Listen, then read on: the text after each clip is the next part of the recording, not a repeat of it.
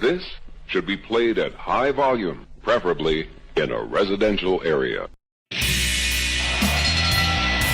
Ladies and gentlemen, it is now time! Oh, no. Oh, yeah! I finished these fights. Give me a hell yeah! Top Rope Nation. Learn to love it. It's the best thing going today.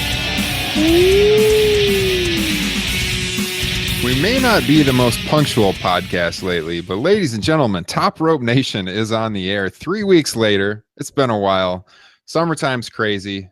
We're finally back. Thank you for tuning in. If you guys have never watched Top Rope Nation, we appreciate your support. If you are a listener, thank you to all 21,000 of you that watched our last show on YouTube a few weeks ago. We appreciate your support. Thanks for subscribing. If you're not a subscriber, go ahead and hit the subscribe button down there below the video player. If you're listening on audio, thanks for joining us on demand, whether you're on Podbean, iTunes, topropepress.com. Appreciate your support. We're going to be talking to all things in pro wrestling tonight, and I am joined by, I got to say, us three, we might be the most handsome podcasting trio on YouTube, on the internet for that matter. I am Ravishing Ryan Drosty of topropepress.com. Joined here first by Hot Stuff, Kyle Ross. Kyle, what's going on tonight? What's not going on? Those sunglasses. No. Ever since you put those sunglasses on, Kyle, this show has been doing crazy numbers. I appreciate it. Yeah, I'll do anything. There's no gimmick that I won't leave unturned. Yes. And next to him in the video player, if you're watching us on YouTube, you see Juicy Justin Joint himself with a new backdrop. What is behind you there, Justin? Where are you?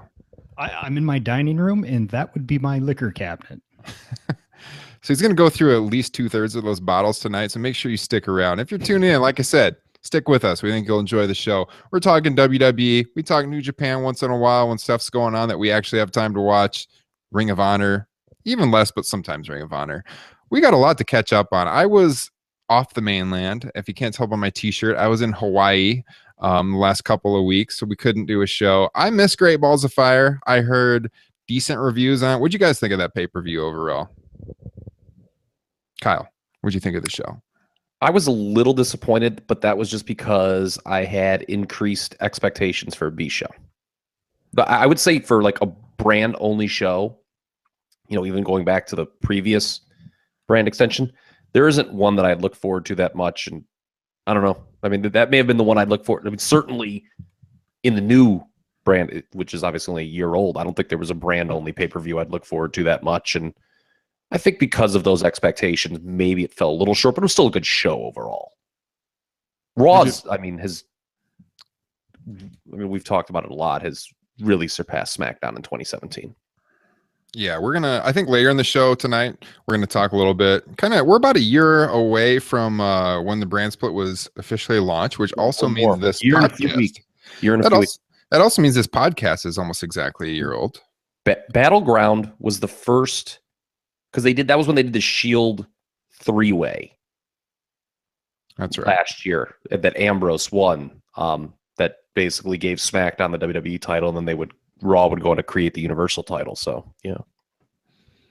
Yeah, I thought, going in, our last show actually was previewing Great Balls of Fire. And I was pretty excited as far as I haven't been that motivated to watch the show just because I've heard varying degrees of people saying, oh, it was a great show. You only need to watch like 2 matches off the show. Justin, you told me like 3 matches. If I watched 3 matches off of that show, I'd be good to go.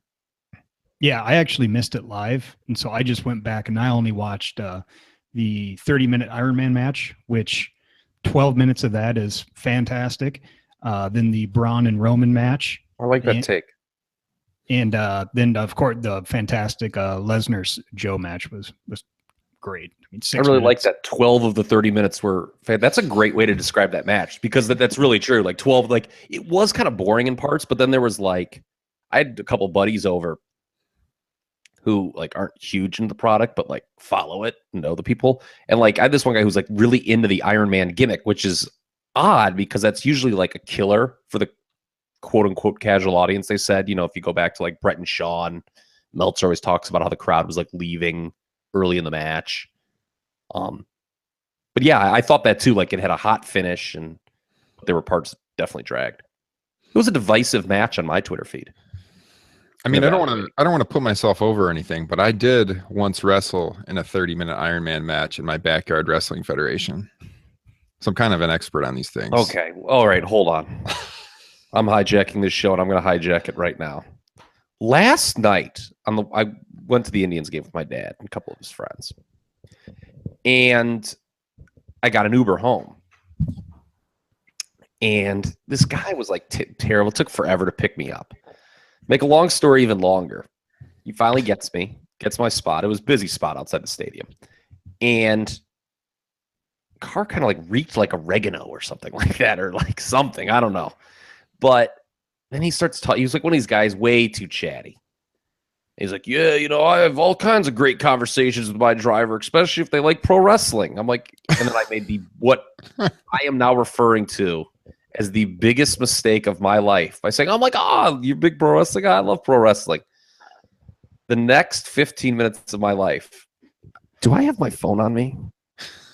Damn it, I don't. I was texting my buddy. I was giving like a lot. Like, I was literally just burying my Uber driver to my buddy via text.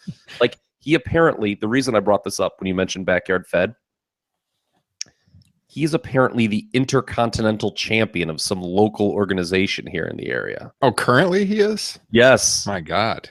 His nickname is the Lionheart, which, yes, he's a Chris Jericho fan. I love how he had to reiterate that. I'm like, yeah, I got that, buddy. And he showed me footage of him. This was not a well-attended event that it was, that he won. And he won with one of the worst super kicks I've ever seen in my life. So you should have totally big time this guy and been like, do you know who I am? No, I was like, it was one of those things. I said, I love pro wrestling. And I was like, oh God damn it. I can't believe I just said that. I should have just been like, I don't really know what pro wrestling is. What are the chances that belt's actually ever been defended outside of his zip code? I don't know, man. I don't know. Intercontinental. What did he he's like, I really like some of this eye candy Vince has been bringing in, I was like, oh God, kill me now. This guy was bad. If he was if he's one of the 21,000 people who downloaded this podcast last time, he could be, and we lose a listener, I'm okay with it personally. This guy was bad. When I was in Hawaii, so when I was in Maui, we didn't do any really. We did Uber one time because we went to a luau and did a lot of adult beverage partaking. But when we were in Honolulu, we took Uber and Lyft quite a bit, and I had some interesting characters there as well. I did not bring up pro wrestling, however. Yeah, usually they're just like whatever. It's pretty bland, but this guy was bad. Like, it was just, God, I can't remember. I wish I had my phone on me because I was literally just live tweeting or live texting to my buddy just how awful this guy was. There's certain types of people where you're like, if you find out they're a pro wrestling fan, you're not getting away like the whole rest of the night. He reminded me of this guy. Actually, it'd be so. The voice was very similar. I was at a Ring of Honor show. This was 10 years ago, at least. It was more than 10 years ago. It was in Dayton. It was a very hot building, and I'm at the. I'm in line to get a beer. And I had some DVDs that I had purchased. It was remember when Paul Heyman booked OVW for that cup of coffee? Mm-hmm. This was like 2005. It was like CM Punk was in it. Mr. Anderson was in it that time period. So I had these DVDs, and this guy was just like standing there by himself and just dying to talk to somebody, obviously, walks up to me. He's like, OVW, huh? I'm like, oh no. He's like, yeah, I went down to Louisville a few times, caught a few shows. I remember a guy down there by the name of Prototype, but you know him as John Cena. I'm like, oh no. And then he's like, there was another guy down there, went by the name of Leviathan, but you know him as Batista. I was like, oh my God. Fuck me. And like, I'm in line for a beer, so I can't run away from the guy, There's nothing worse than when like a fellow pro wrestling fan likes to pretend you do not know any of this. Like, this is the first time this guy Prototype. Who, Ryan? You know him as John Cena. Yeah. Ryan, didn't somebody do that to us last weekend at the Hall of Fame show? He came up to me. Yeah, we were standing right by the beer cart, actually. Same thing. But Yeah, what did he say again, Justin? I can't remember. I can't remember. All I know is I became best friends with Jason Jordan later that night. Justin and I were drinking at a local brewery at the table next to Jason Jordan and Chad Gable. So there is no dissension in their tag team, I must tell you, as an eyewitness. God, yeah, we went to the Tragos Thez Hall of Fame. Went to the Impact Pro Wrestling show last Friday night. Justin and I did, and we tried to convince Kyle to make the drive to Iowa, but his wife is due within the next couple of weeks, so we understand. Maybe next year. But yeah, we were standing by the alcohol area as usual, and this very heavy set man walked in front of us, and I remember Justin was to my left, and he kind of stopped and started talking to you. Yeah, what did he say? I was wearing my Seth Rollins shirt. He's like, Seth Rollins, he used to be called Lack. He's from Davenport, Iowa. Oh, yeah, that's right. Dude, I'm wearing a Seth Rollins shirt. I'm in Iowa. Yeah, I think I know that information. Oh, that's bad. We're wrestling fans in Iowa. Like the only big star in our era ever promoted from the state of Iowa. Like, holy shit, Seth Rollins is from Iowa? Yeah. You don't say. I remember a guy, he's team with a guy. I used to saw John Moxley, but you know him as Dean Ambrose. Oh, my God. This is the hardest I've ever laughed on the show. What the hell are we talking about? Oh, yeah. A guy named Chris Hero, but you know him as Cash Sono. Oh, my God. Can you imagine, dudes doing this in, 1983? I remember watching a guy named Sterling Golden, but you know him as Hulk Hogan. Oh, my God. Oh, saw him on the big screen. Yeah. Did you know he was in Rocky 3? Yeah. Oh my God. Oh geez. What were we talking about? Oh yeah. The 30-minute Iron Man match. Yeah. Whoops. That was a real. I was going to say, so you said 12 of the 30 minutes were great. And I was thinking as an educator, if I was passing back tests to my students sometime, kid gets 12 out of 30 on a quiz, it would be great to be you did really terrible, but 12 out of 30, 12 of those questions were fantastic. Yeah, well, I mean, it's not like the other 18 were horrible. It's just they were kind of boring and stuff like that. So, yeah. But, overall, I have not seen that show. I did watch most of Battleground. I was very underwhelmed with that show. I think that was conversely probably the most poorly reviewed. I think we can all agree brand show.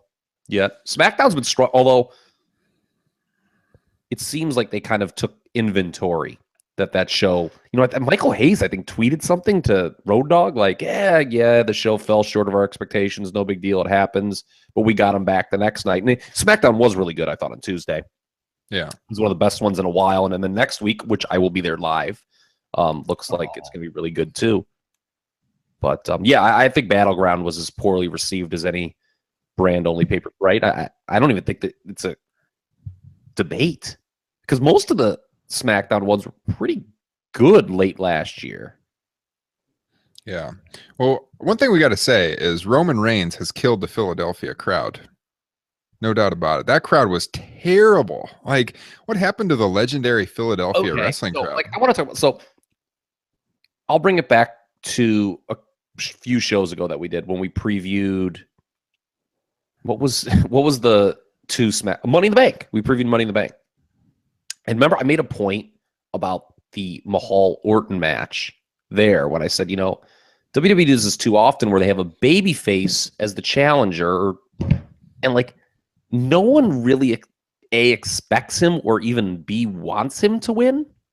And I think that problem was even exacerbated even more going on this show. No one thought Orton would. I mean, they did the gimmick match, which didn't work.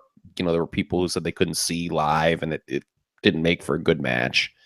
But I think overall the problem going into Battleground was no one bought Randy Orton as going to win, and I don't think anyone really wanted him to win.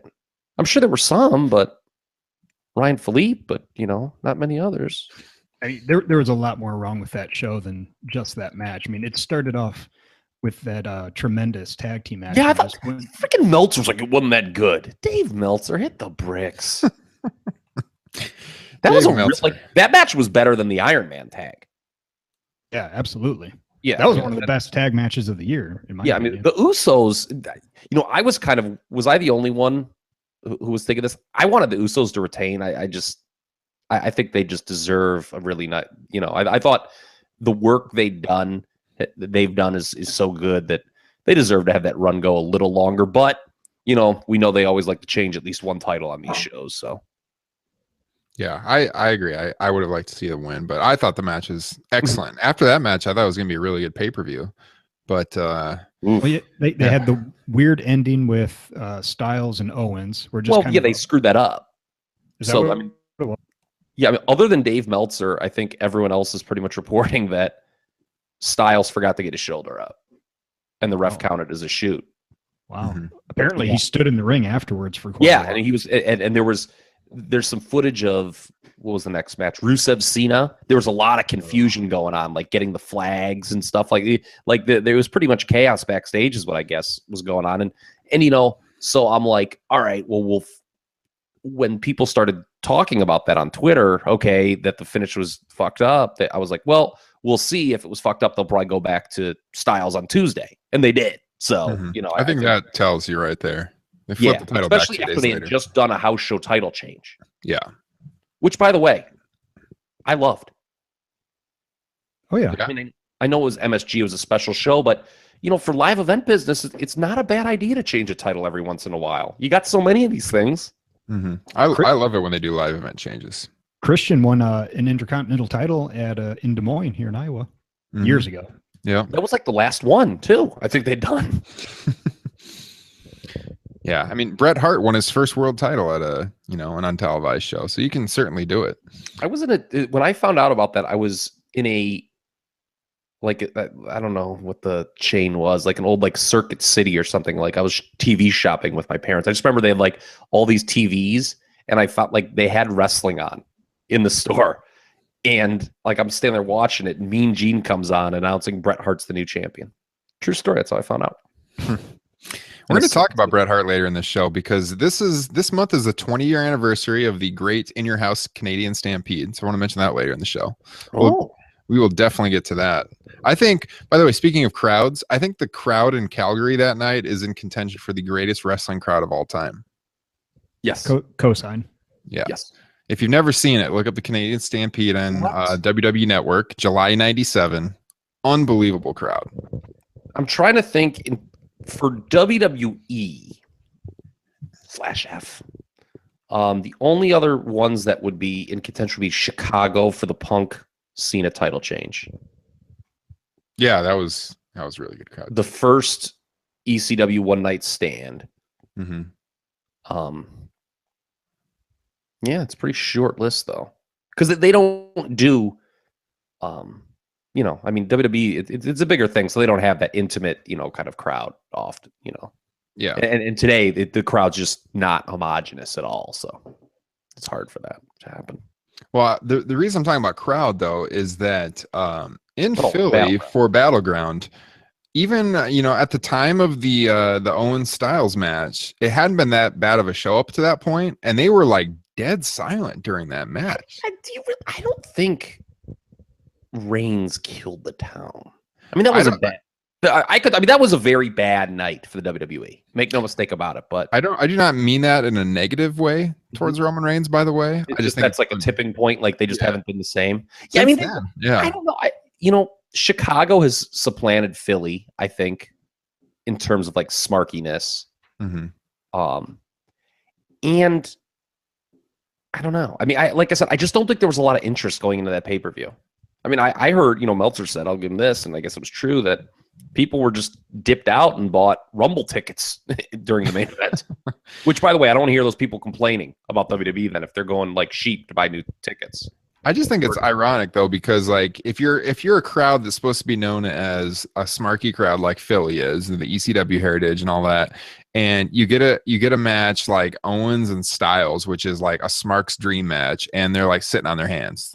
Well, ECW crowds were always over. I could go off about ECW crowds. Cheering for the heels, that predates ECW. I mean, if you go back and watch stuff like Halloween Havoc 89 when they boo the dynamic dudes out of the building, I mean, that's fun. Or the Rockers at SummerSlam 90, they got booed against Power and Glory. But ECW crowds were always notorious for like, just if it wasn't about them and look at me, they would sit on their hands. ECW crowds actually really have had a negative impact, I believe, on today's wrestling. Damn it, Kyle. I always think I'm a smart pro wrestling fan, and then I do this podcast with you, and you throw out like these old shows, and you even know the towns they were in. You make me feel so insecure about my wrestling fan. Well, I mean, Philly used to be like, like you said. I just think the reputation is, it's an older reputation. I don't think Philly is what it once was. Well, we can't blame them for the Punjabi prison match where nobody in the crowd could see anything that was happening. So, terrible way to end a show. Mm-hmm. You guys think, by the way, this has been trending on Twitter a lot lately. Do you think it's time to take the belt off Jinder now? Do you think he's worn out his welcome, or do you think it's still going well? Because I'm still on board, personally. I'm interested here just to me, because I brought this up.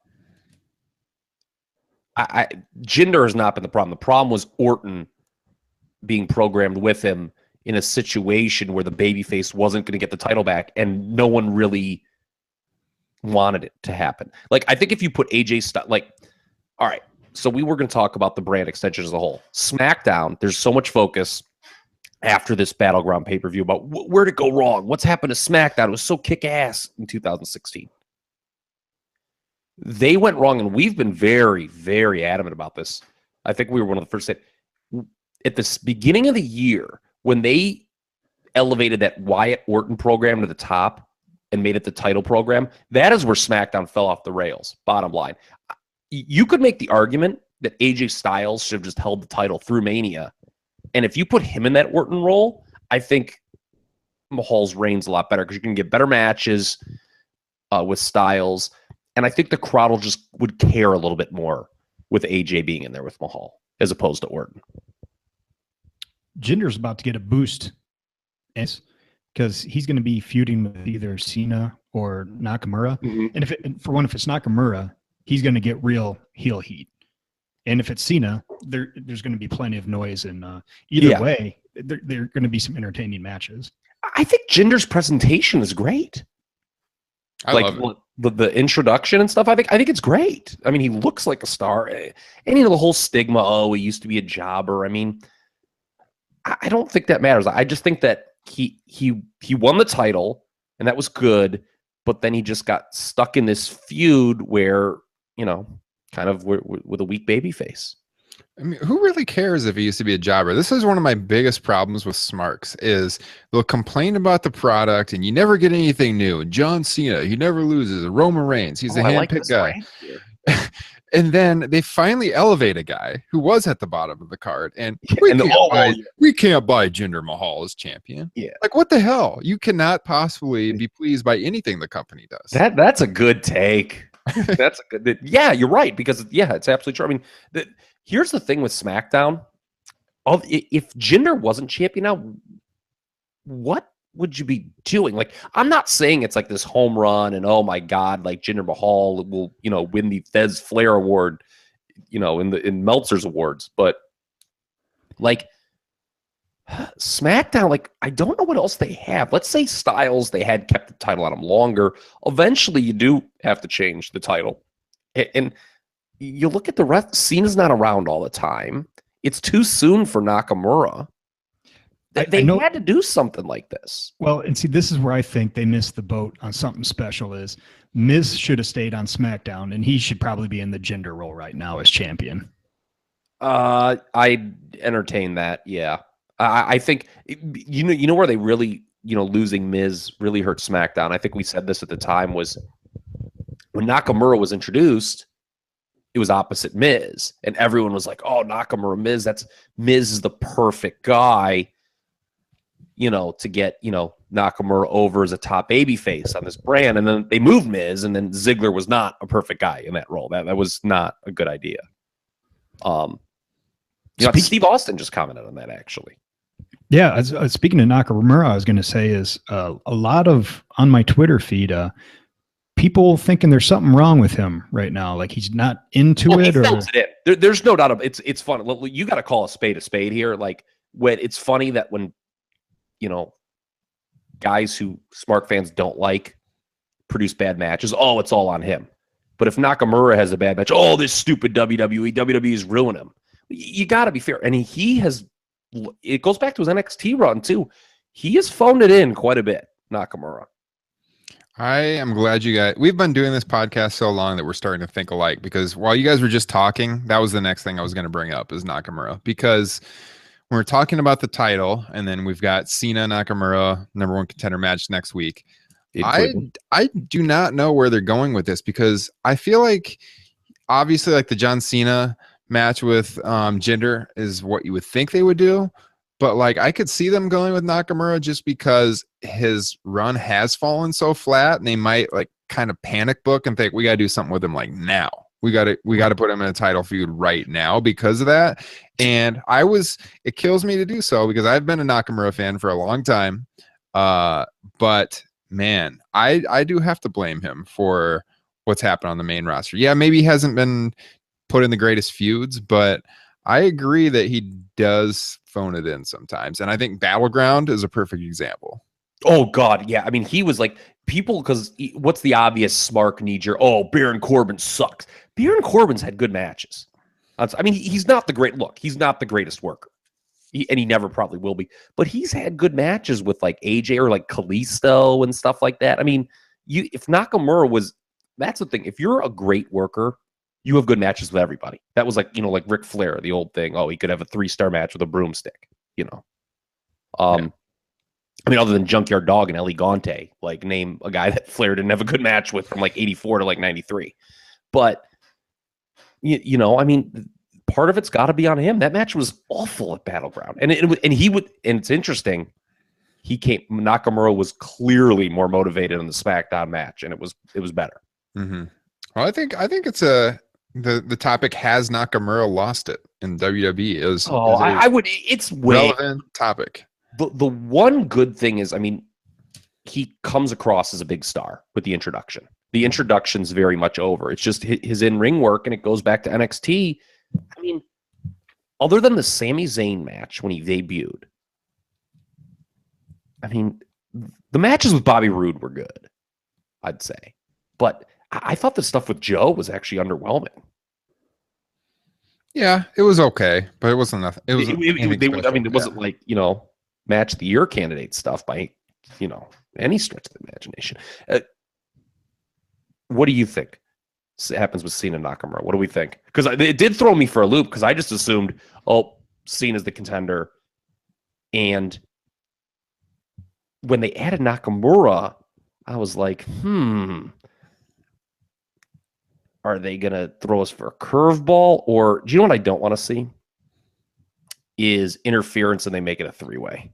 Mm-hmm. That kind of what I'm expecting. Either that or interference where it sets up the loser's opponent for SummerSlam. Well, that would be okay. Well, the interest. So have you guys seen the SummerSlam poster? Okay. I saw a headline about it, but I did not look at it. No. Okay. So the top 4 guys on it are the 4 guys in the Raw title match. Underneath them, on the one side is Cena and Mahal. Then Nakamura is by himself on the other side. That doesn't mean all 3 of them are going to be in the world title match. I mean, Cena's a guy who's going to be on a poster regardless. But it's interesting. They're all 3 of them are featured on the SummerSlam poster. So, that doesn't necessarily mean anything, but it could mean something. My God, Nakamura is going to be the special referee. Would that be great? How great would that be? If they put Nakamura in a special referee role, how pissed would people be? Well, let me book the ending for you here. Jinder Mahal spits at Nakamura. Oh, swings the chair. Yeah, swings the chair and connects with John Cena. There we go. One of my favorite finishes to any match ever. SummerSlam '97 was a great pay-per-view. Other than the beginning, the Steve Austin injury. Yeah, people romanticize about '97, but good Lord, was the undercard terrible for WWE that year. Yeah, Triple H Mankind match. I think it might have opened the show on SummerSlam '97. That was a good match. That was okay, but God, they have like freaking Godwins versus LOD and like Brian Pillman, who's like one of my all-time favorites. It just like breaks your heart to see the condition he was in at that point. Like he couldn't even frickin' do like a sunset flip. Mm-hmm.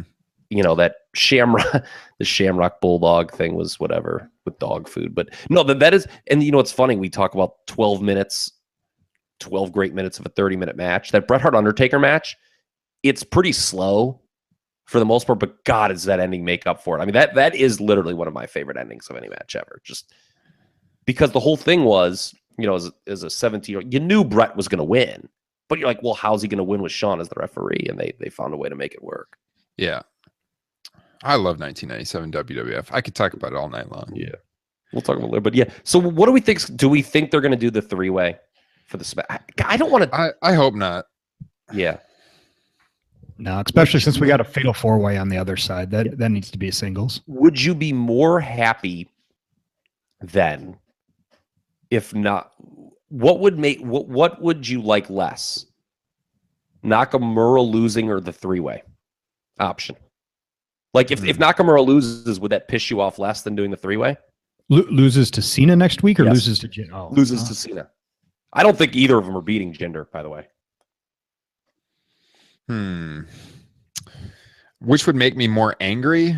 I mean, you don't have to be angry, really. Either of them would really make me angry. I wouldn't be that disappointed with either of them. I feel like Cena's time is very limited, and I know there was a lot of people complaining about this match is happening on SmackDown. I made a comment on Twitter. Another thing that just gets like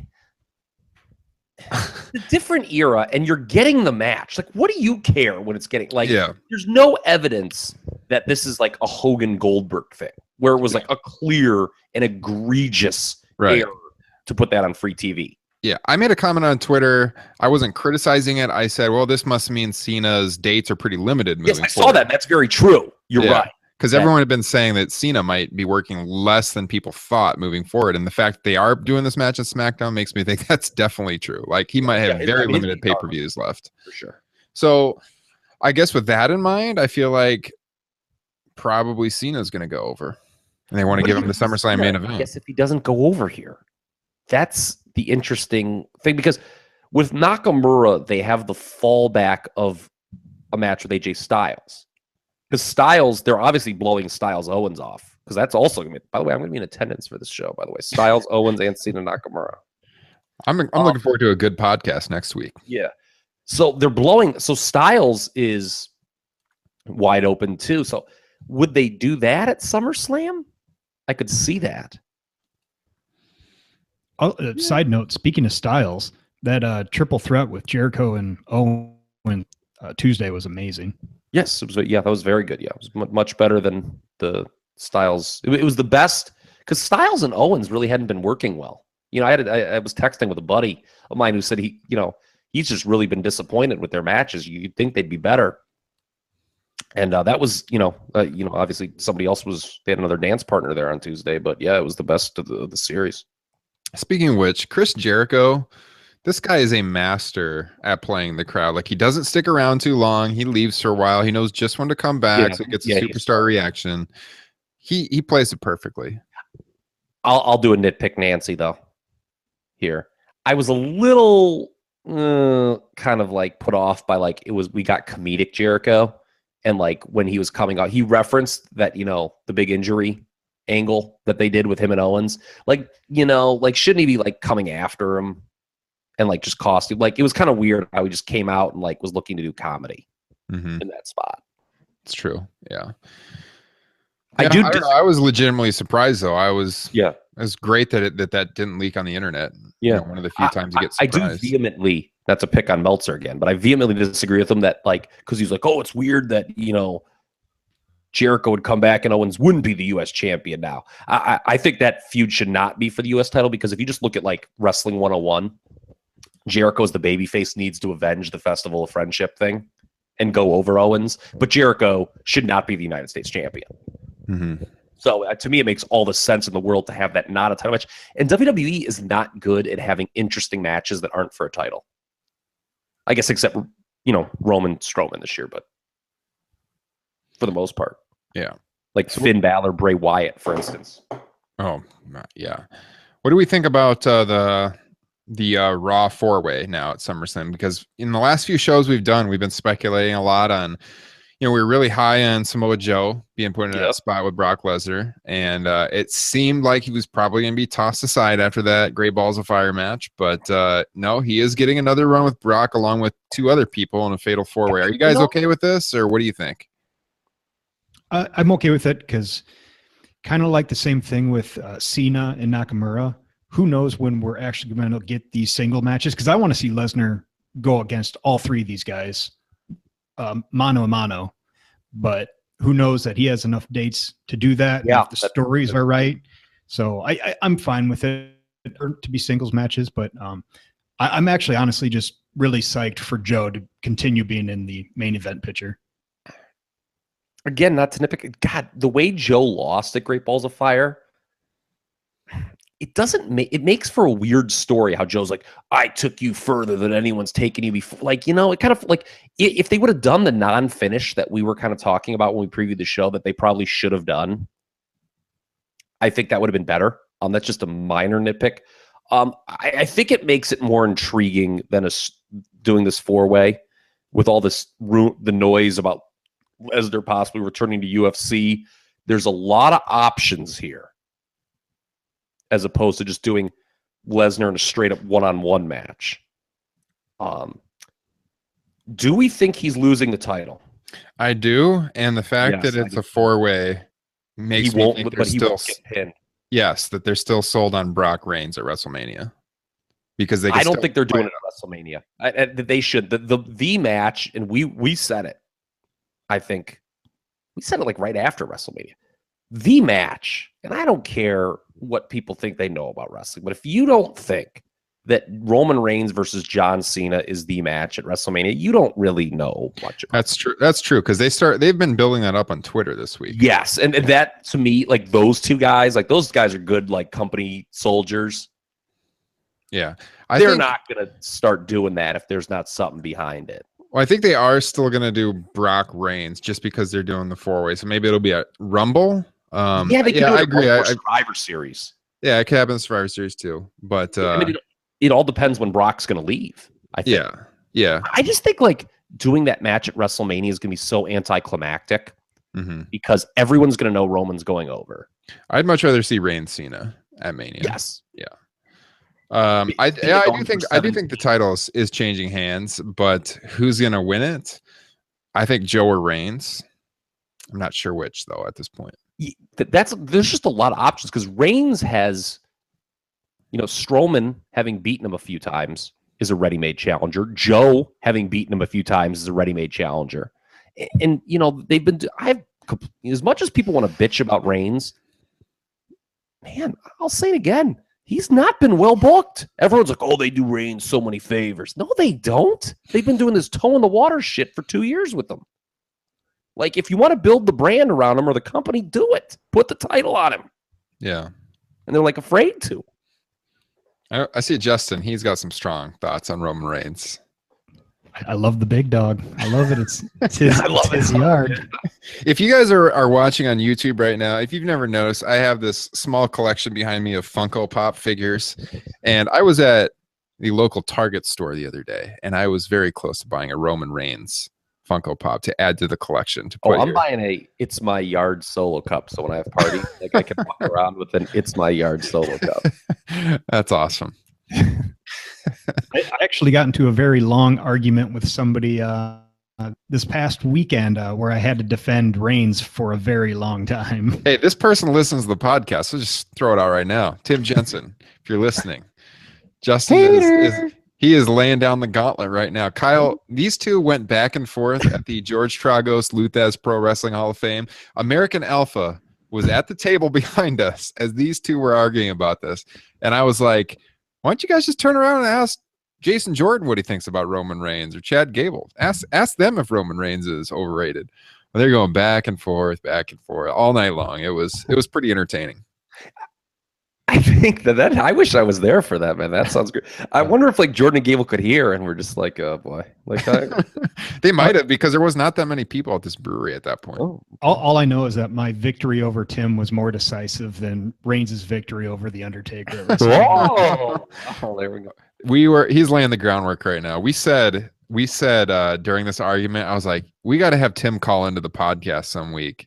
And this has to be on the air. I was like, I wish this was the podcast right now. This would be so entertaining if this was on there. But Tim is not a fan. Our buddy Tim, our good friend Tim, is not a fan of Roman Reigns whatsoever. Boy. That's too bad. Yeah, Shame. He really, really does not like him or John Cena. Oh no.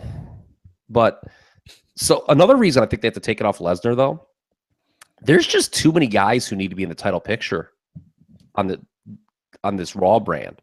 And like Lesnar not being around, like just I don't know. I just think they need to take the title off of him, especially as good as Raw has been. Yeah, we need to see that title on Raw every week. It's getting old, him not being there. Mm-hmm. They've done this. They did this before. This whole Lesnar's only around every once in a while, and it didn't really work that time. Again, show me the metrics where Brock Lesnar has been a big difference maker. I thought it worked for the first few months. Like I was okay with the thing where he wasn't on TV all the time. It did make it feel kind of special for a while, but that's worn out. It's welcome. I don't like it anymore. It was okay at first, but not for very long. I think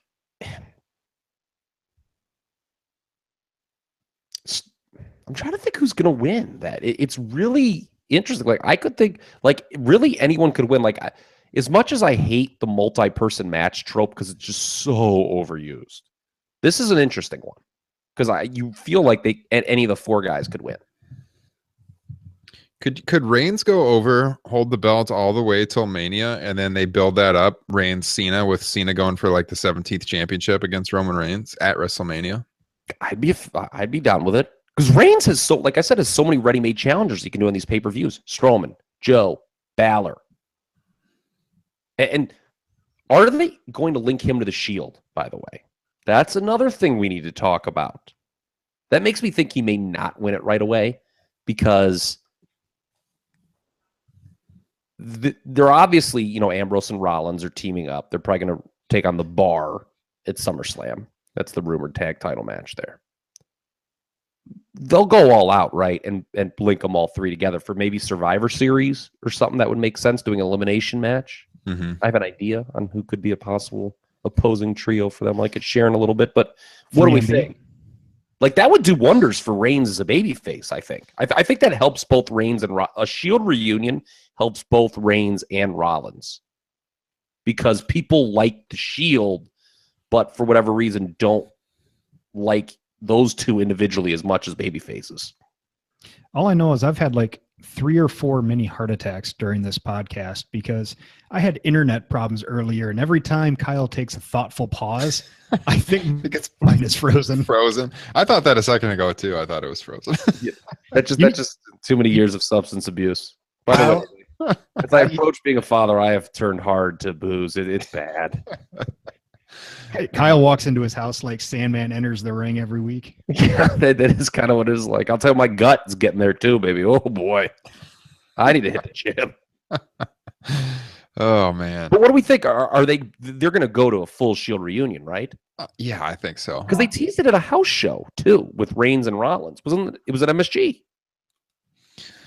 All I can say is looking at this 4-way outside of Brock, like any of those 3 would be fine winning the belt. Like there's nobody, Reigns, Joe, Strowman. I would not be disappointed in any of them winning the belt. Yeah, are we in agreement that Brock Lesnar coming out as SummerSlam as a champion is the worst option? That's the only thing that would make me mad. Yes. Yeah. Agreed. So we got plenty of shows to, by the way, yes, I did say shows plural. We will be coming at you every week from this point on through SummerSlam. That is a promise. So we will have plenty of shows to talk about SummerSlam. I wanted to throw something out. I offered a tease. I didn't want to forget it. Oh, yeah, go ahead. Shield versus Balor Club at Survivor Series elimination match. Oh, Justin is frothing at the mouth thinking about that. I could see that. Yeah, I'd be fine with that. So would that be babyface versus babyface? I don't know. I just, I thought of it like, who could the Shield work against? And I don't know, like, it'd be something interesting with Balor. Like, some people bitch about Balor, how he's been used. I think for the most part, he's been kept pretty strong. He's just kind of been in quicksand. Mm-hmm. This Bray Wyatt feud's very uninteresting. I'll keep my streak up on this show. This will be the 37th consecutive week, I believe, where I say Bray Wyatt needs to turn babyface. I agree with you there. I don't think the feud is stale yet because I don't think it's really started yet. Yeah, it just doesn't interest me, I guess, is what I should say. That maybe I chose the wrong word. Ooh, I don't know. I think SummerSlam with Finn coming out as the demon and Wyatt with his big entrance, talking about how he's the god and eater of worlds, and then he's going to eat a loss. I don't know. Those promos just, I kind of cringe. I agree. That's why he needs to turn babyface, is because he's a worthless heel now. Mm-hmm. They have neutered him. Well, we haven't seen the demon face paint in a year, so that is coming. No, but they've actually done a good job not... I guess there's been no situation that would even remotely call for it, but I think they've done good to not just rely on that too much, because now when he does it, it'll mean something.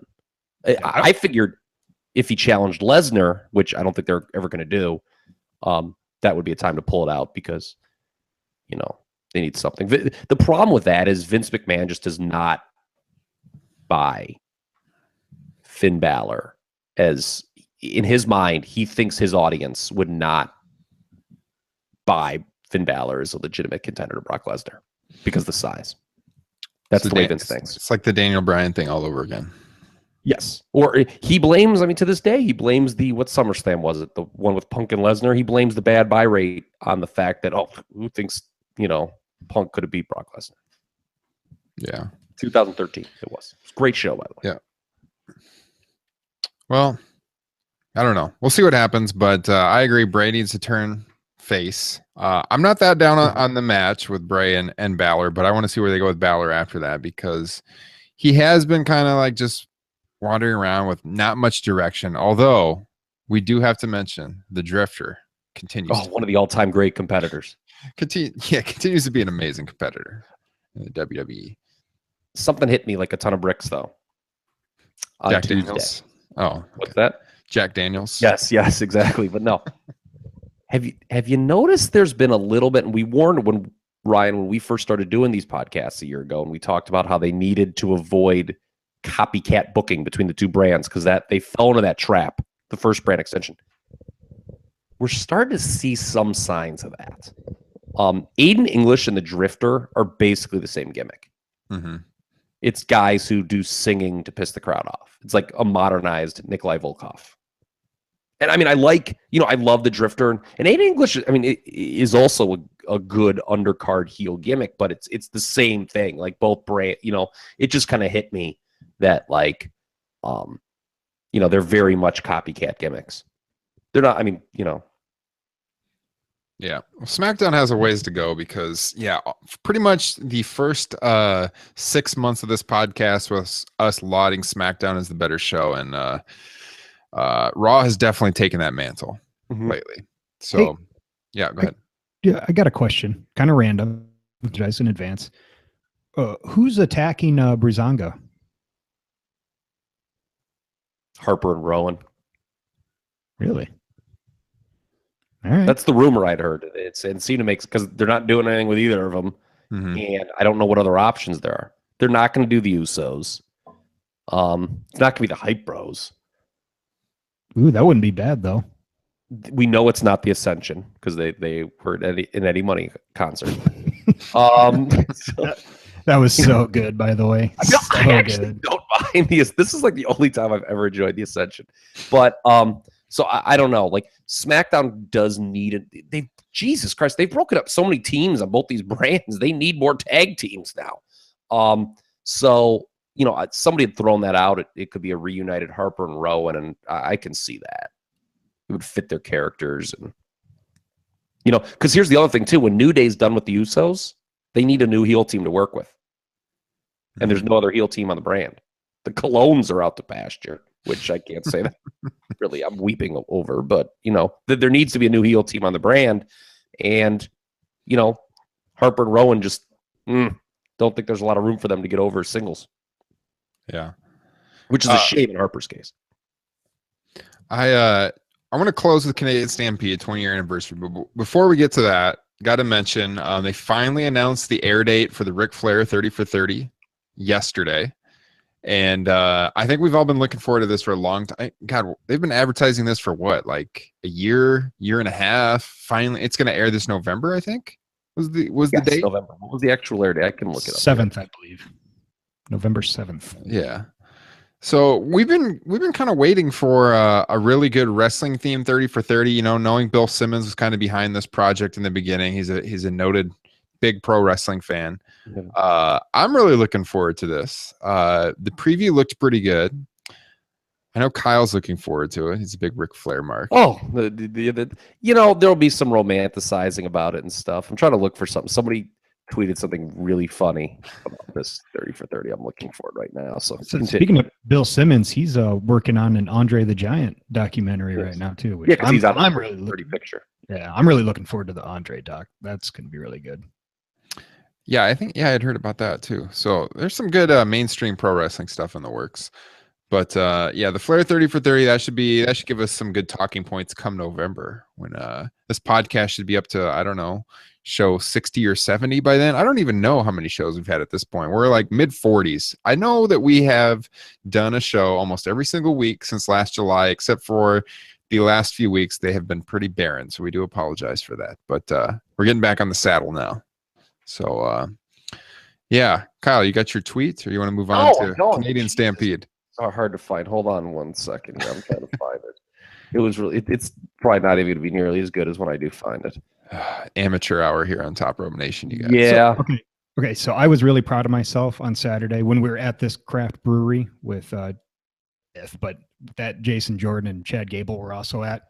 I went to the restroom and I go to wash my hands and Jason Jordan's right there. And first off, I'm happy because I didn't try and shake his hand after just getting done peeing. So that was a bonus. And all I said to him was, holy shit, it's Jason Jordan. Really going to miss the American Alpha hot tags, but I'm looking forward to see what happens with you. And he's like, hey, thanks, man. And then he hugged me really tightly. Okay, that part didn't happen, but the rest did. They hugged, they had a manly embrace, and then they joined each other for a couple of IPAs. And what do we think about him as the son of Kurt? We didn't really even talk about that. I don't hate it at all. I think it's entertaining. I like it. I dig it. And I think there's something underneath it too. I think there's something else going on. You think he's going to turn? Yeah, I do. Eventually. Yeah, I do. Okay. He was super aggressive on Monday. Super aggressive. Yeah, I mean, obviously going in, I think there was a rumor that Gable was going to be the illegitimate son. Like, this had been floating around, and I'd heard actually a couple of podcasts talk about it, like right before it happened. Like, oh, there's no way this is going to happen. No way Chad Gable's going to be the son of Kurt Angle. And the way it happened, I like the curveball they threw with Jason Jordan. And another listener of the show, former staff member of Top Rope Press, he tweeted me right after the Jason Jordan Kurt Angle thing happened, and he is from that area of the country where the affair or supposedly happened with Kurt Angle, and he was like, this would be a good topic. This is Anthony Valvo who sent this in, and he's like, because I went to that college and there really is not much to do around there, so it is totally believable that Kurt Angle would have knocked up a woman accidentally because there's not much else to do in this town. So hey, it makes sense logically too. Also, real quick, in case for some weird reason there's somebody at WWE listening to this, holy shit, please change his theme music. Oh yeah, that's bad. The American Alpha theme music is bad. The worst theme music in the last several years. All right, let's talk Canadian Stampede. This tweet was something about like, imagine Dave Meltzer covering for a guy who shit himself at the bar. That's the 30 for 30 commercial. Do you think Dave Meltzer is going to be on the show? Because he is because WWE has a relationship with ESPN. Yeah, okay. I could see that, I guess. But he is like a good friend. Did he say anything about it? I can't remember. I haven't heard him say anything about it. I'm just curious. Mm-hmm. All right, closing up here. 20th anniversary In Your House Canadian Stampede. As a teenager, easily my favorite In Your House pay-per-view they ever did. To that point in time, I don't remember ever hearing a crowd that was that into a show. If you go back and watch it, the whole USA Hart Foundation Canada versus USA storyline, it's definitely the storyline that switched the WWF's fortune at the time, kind of turned around business. And God, the way Calgary responded to the Hart Foundation, like legitimate hometown heroes. I always think of the footage, it was like the next month, but I think Brett had landed in Toronto or something, and he was at the airport with the title belt. And you would have thought he was like one of the Beatles or something. The way he came out, like he was in a limo and he was holding up the title, and there was like hundreds and hundreds of people there to see him.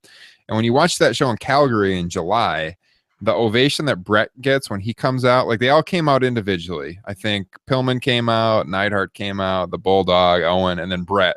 When Brett comes out, that place is, you've never heard a crowd reaction like this before. No, it was just great how like with each passing introduction, it was like a build to Brett. Like everyone got a little bit bigger of a reaction. And Brett was the crescendo. Yeah, it was. He hadn't wrestled much in the previous couple months before that. He had knee surgery. Yeah, he'd been hurt because they had to call the Shawn Michaels match off at King of the Ring, which was going to get called off anyway because they got into the fight backstage. But he hadn't worked in a couple months because they were also selling. Yeah, they were selling the injury because of the Austin ambulance thing and stuff, and then he actually did have knee surgery. Yeah, and he actually probably came back early from that injury. I was listening to Bruce Pritchard talk about this on his podcast, and he said that Brett probably wasn't ready to come back at that point, but there's no way, obviously, he was going to miss this. They had to do that, And so Steve Austin, by the way, during the match. Steve Austin's performance in that 10-man tag cannot be understated how great it was, especially in the aftermath when he's handcuffed and he's flipping off the crowd. Like, that is incredible. The ending to that show when the Hart Foundation wins and the whole family comes in the ring and like more and more people, Pritchard said that they didn't know if the ring was going to be able to hold that many people. So many people got in the ring. They thought it might collapse.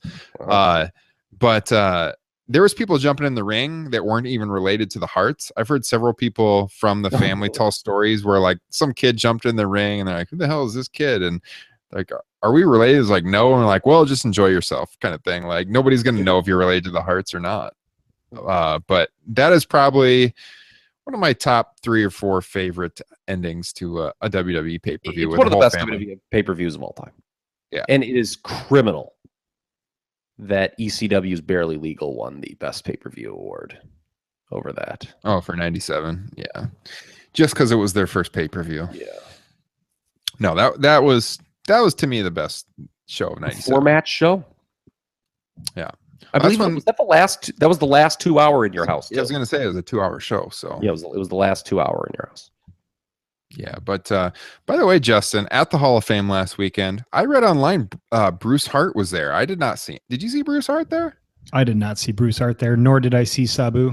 Yeah, apparently Sabu showed up really late to the show. We didn't see him. And then someone had written Bruce Hart was there, but I feel like I would have recognized Bruce Hart, but I didn't see him. But who knows? Brett's been there a couple times.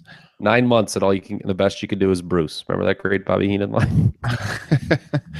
But Bruce was involved in the finish at Canadian Stampede, so of course he was. Got to work him in somehow. Yeah. So check it out, guys. If you've never seen Canadian Stampede, it's worth the watch. At least the main event. Outside of that match, there isn't a bad match. I mean, the Triple H and Foley have a fun brawl to start it. You get great Sasuke on WWE's one and only WWE pay-per-view appearance, and then Undertaker Vader's even pretty fun as the title match. Yeah, so you can watch the whole 2 hours. Was supposed to be Undertaker Ahmed Johnson in that spot, but surprise, Ahmed Johnson got hurt. Yeah. Good show, though. Really good show. 20-year anniversary. Worth the watch just for that. So grab yourself an adult beverage, kick back, watch the Hart Foundation at their best. All right. Any closing thoughts, guys, before we sign off for the night? What are you looking forward to this weekend? You guys got any nostalgic wrestling added to your list that you're going to be checking out on the network in the coming days? I'm going to be busy going to Guns N' Roses on Sunday. Oh, good for you. That's right. Good. That's sweet. Minneapolis, right? Yeah. Oh, although I will be going back to that Up, Up, Down, Down bar where they were playing a Randy Savage DVD the entire time I was there, which was awesome. You should go. Is that Sunday you said? Sunday's a concert. I'll be going to that bar on Saturday night. You know, there's the NXT show in Minneapolis Saturday night. What? Yeah, just throwing that out. And Shawn Michaels is going on this tour as a producer. So My God. I will actually be in Minneapolis this weekend as well. So I'm going to a kind of like an informal gathering with some friends for, well, like a birthday party. And then there's like a couple shower I'm going to. And so I looked at the calendar and I was like, should I go to the NXT show Saturday night? Could I work that in? Would the wife be okay? I haven't decided yet, but definitely a Saturday night in Minneapolis. So maybe you can go, Justin. Can you talk your wife into spending the money? I don't think I can talk my buddies who I'm going to be even to go in. Oh, your wife's not going? No, she's got to work. Yeah, okay. And by the way, Kyle, you got to keep the sunglasses on. It throws me off when you reveal your secret identity. I like doing weird things that throw you off every time because it gets a reaction. I like it because I can see his computer screen and the reflection, so I could see him like scrolling on Twitter. So like he's looking for this Ric Flair tweet, and it's scrolling and scrolling and scrolling. Really? Totally can see it.